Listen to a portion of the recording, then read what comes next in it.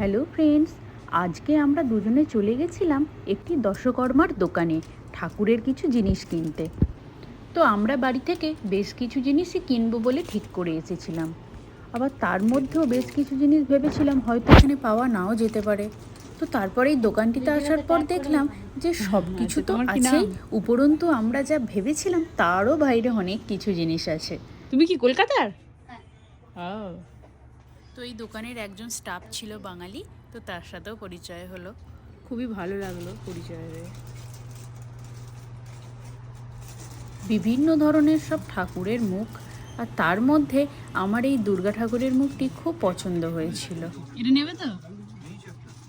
ও বাবা, আমি নেওয়ার আগে দেখি বর একটা নিয়ে রেখে দিয়েছে অলরেডি। আর এছাড়াও এখানে রয়েছে এরকম এত সুন্দর ঠাকুরের সিংহাসন, খুবই সুন্দর লাগছিল পুরো দোকানটা, মনে হচ্ছিল সব কিছুই নিয়ে নিই। চন্দন কাটার জন্য চন্দন কাঠ আছে? হ্যাঁ। এই দেখো কই গো আর এই যে ডান দিকের ওপরে সব গোপালের দোলনা, কি সুন্দর। চন্দন কাঠ কাটার জন্য। তবে আমরা এই চন্দন কাঠ বা চন্দন পিড়ে পাবো বলে সেটাও কিন্তু ভাবিনি।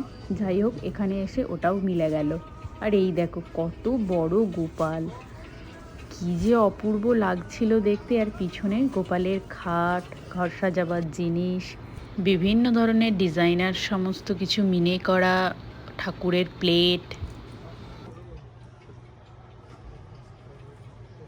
তবে সত্যি কথা বলতে কি, এই বিদেশের মাটিতেও যে এত সুন্দর ঠাকুরের একদম সাজানো গোছানো একটা দোকান পাবো, সত্যিই এটা ভাবিনি। খুব সুন্দর লাগছে দোকানটা।